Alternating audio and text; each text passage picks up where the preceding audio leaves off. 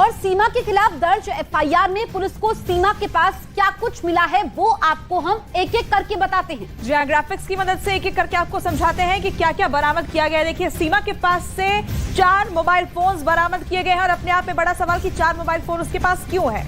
और देखिए, ये समझिए कि एक सिम मिला है, मोबाइल फोन 4 मिले हैं लेकिन सिम एक मिला है सीमा के पास से। और क्या मिला है सीमा के पास से, देखिए एक टूटा हुआ मोबाइल फोन भी मिला है, यानी कुल 5 मोबाइल फोन मिले हैं जिसमें से 4 सही हैं और एक टूटा हुआ है। इसके अलावा 3 आधार कार्ड मिले हैं। अब कौन सा आधार कार्ड सही है, कौन सा गलत है, ये जांच एजेंसियां पता लगा रही हैं। साथ ही 6 पासपोर्ट भी सीमा के पास से बरामद किए गए हैं। टीम को 6 पासपोर्ट सीमा के पास से मिले हैं।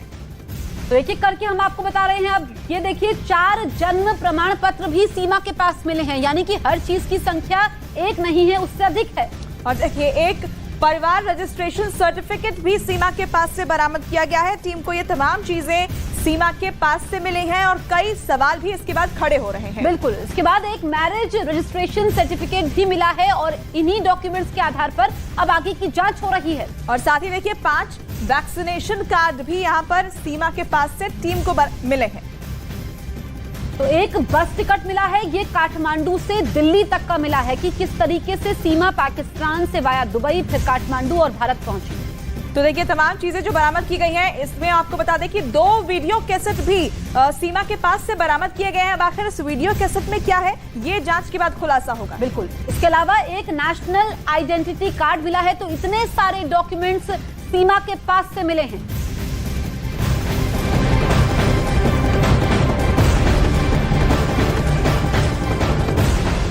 तो प्लेन के टिकट से लेकर बस का ticket, national identification card, video cassette, इतना ही नहीं मोबाइल फोन, सिम कार्ड, ये सब कुछ जो है सीमा हैदर के पास से बरामद हुआ है। जिसके बाद अब यूपी एटीएस जो है वो लगातार जांच पड़ताल करने की कोशिश कर रही है। लेकिन इन सब के बीच में आप समझिए कि आखिर चुनौती जो है वो अब एटीएस के सामने क्या है।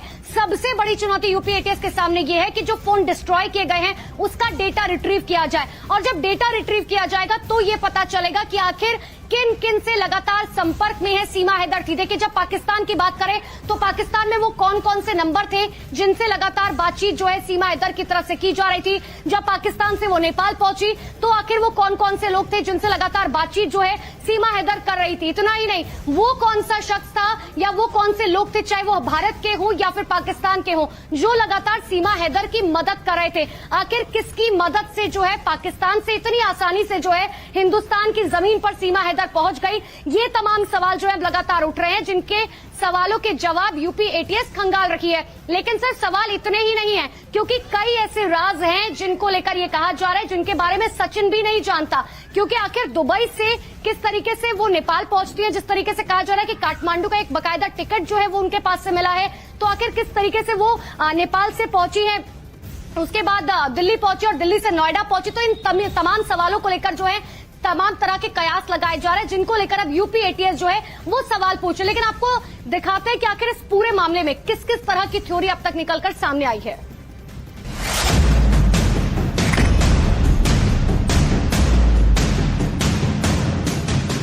सीमा हैदर अचानक खबरों में आती हैं, फिर पकड़ी जाती हैं, कोर्ट से जमानत मिलने के बाद बाहर आती हैं तो खुद को सेलिब्रिटी की तरह पेश करती हैं। लेकिन जैसे सीमा हैदर मीडिया के सामने आई, अपने Pakistan to Hindustan via Nepal connection को प्यार का नाम देकर दुनिया के सामने रखा। वो सामान्य नहीं था। महज 10 दिन हिंदुस्तान में रहने के बाद इतनी शुद्ध हिंदी बोलना सामान्य नहीं था। कम शिक्षा के बावजूद अंग्रेजी के शब्दों का बखूबी इस्तेमाल सामान्य नहीं था। और यही असामान्य हरकत जांच एजेंसियों के गले से नीचे नहीं उतरी। नतीजा ये है कि आज दूसरे दिन भी सीमा एटीएस के दफ्तर पर हाजिरी देने पहुंची हैं। 8:30 बजे सीमा हैदर को पूछताछ के लिए एटीएस की टीमें यहां से लेकर गई हैं। उनके साथ उसके 2 बच्चों को भी लेकर गई है। हालांकि बच्चे छोटे हैं क्योंकि मां के बगैर नहीं रह सकते और इसी वजह से उन्हें भी लेकर गई है। उसके साथ ही सचिन नाम का जो युवक जिसके घर में सीमा हैदर रह रही थी, वो एक दिन पहले ही यानी सोमवार की शाम को जब उससे पूछताछ की गई थी तो उसे एटीएस ने अपने पास ही रोका हुआ है। उससे लगातार पूछताछ जारी है। वहीं सचिन के पिता नेत्रपाल को भी एटीएस की टीमें लेकर गई है। एटीएस की टीमें अब उस एंगल की तरफ जांच कर रही है जिस पर अब तक पर्दा साफ नहीं हुआ था।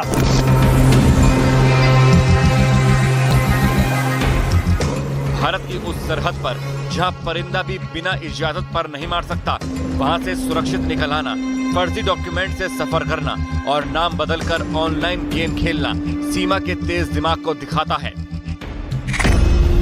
एटीएस की टीम सुबह करीब 8:30 पर सीमा हैदर और उसके 2 बच्चों को अपने साथ ले गई। सीमा के साथ सचिन के पिता नेत्रपाल भी गए। वहीं सचिन मीणा पहले से एटीएस ऑफिस में है। दावा है कि सीमा हैदर, सचिन और सचिन के पिता को एटीएस की टीम पूछताछ के लिए इस बार किसी अलग जगह पर लेकर गई है, क्योंकि सीमा की तरफ से अब तक के दिए बयानों से टीम संतुष्ट नहीं है। रात में सीमा को तो टीम ने घर भेज दिया था, लेकिन सचिन को एटीएस ऑफिस में ही रोका गया था। सचिन के भाई हो आप, हम जानते हैं। आप थोड़ा सा कॉन्फिडेंट में बताइए कि कितने बजे पुलिस आई थी? पुलिस कब की? सुबह तो रात भी रही पुलिस तो। अच्छा, तो आपसे भी पूछताछ कर रहे हैं? ना, किसी से भी ना। आपसे नहीं कर रहे? क्या कहा गया? कुछ भी ना गई। सीमा कितने बजे आई थी रात को? ऐसे कोई 12-1 बजे करीब। और पापा भी आ गए थे आपके?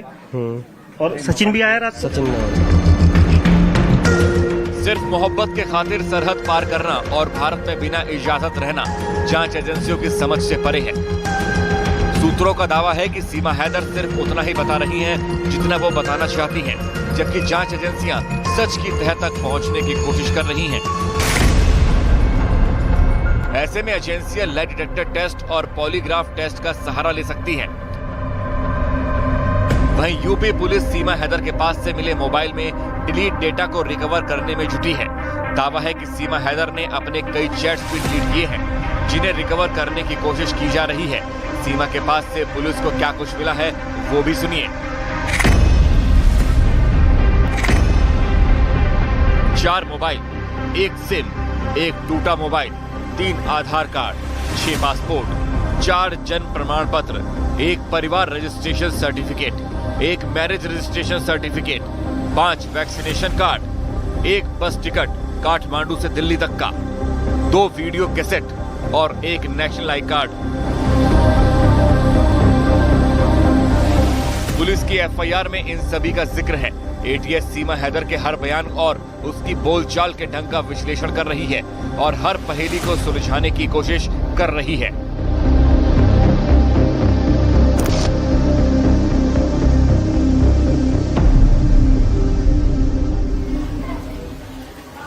तो सीमा हैदर इस वक्त यूपी एटीएस की लगातार रडार पर है और यही वजह है कि लगातार उनसे पूछताछ की जा रही है, क्योंकि जो थ्योरी सीमा हैदर की तरफ से बताई जा रही है कि आखिर किस तरीके से पाकिस्तान से वो भारत पहुंची, उस थ्योरी पर किसी को विश्वास नहीं हो रहा है। उस पूरी थ्योरी पर सस्पेंस जो है वो अब भी बरकरार है। एक रिपोर्ट आपको दिखाते हैं।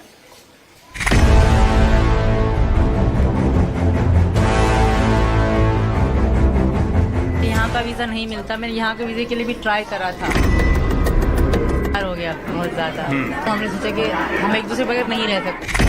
पाकिस्तान की सीमा ने कैसे की सीमा पार?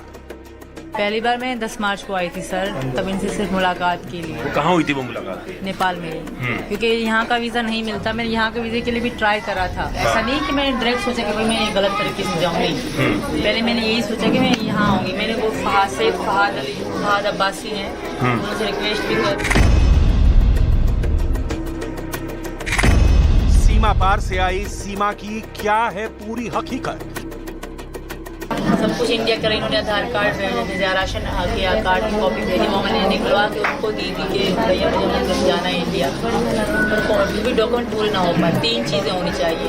तो पहली बार आप जब नेपाल आई तो कुछ दिन आप रुकी भी थी सचिन के साथ? हाँ, हम लोग के 7 दिन रुके, हमने शादी करी।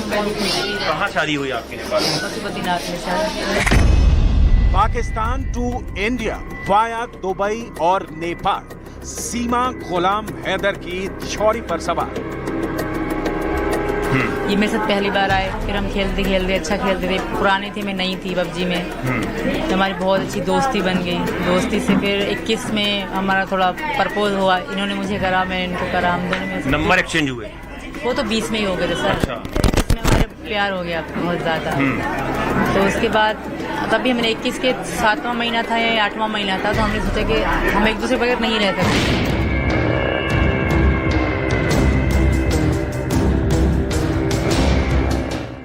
पाकिस्तान से अपना प्यार पाने के लिए भारत आई सीमा हैदर और सचिन की लव स्टोरी में ट्रैवल हिस्ट्री के सवाल पर टोटल सस्पेंस है। सीमा हैदर भारत कैसे पहुंची? सीमा को सीमा पर क्यों नहीं रोका गया? क्या बॉर्डर पर सीमा ने बच्चों के हिंदू नाम बताए? क्या पाकिस्तान से भारत आना इतना आसान है?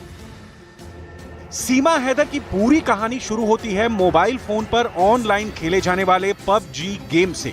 सीमा का दावा है कि सितंबर 2020 में कोरोना के दौरान ग्रेटर नोएडा का सचिन और कराची की सीमा पहली बार संपर्क में आए थे। गेम खेलने के दौरान दोनों अपना माइक्रोफोन ऑन करके रखते थे। गेम खेलते खेलते एक दूसरे से बातें करते थे। सीमा के मुताबिक फरवरी 2023 में सीमा ने भारतीय वीजा के लिए अप्लाई किया था। नमस्कार।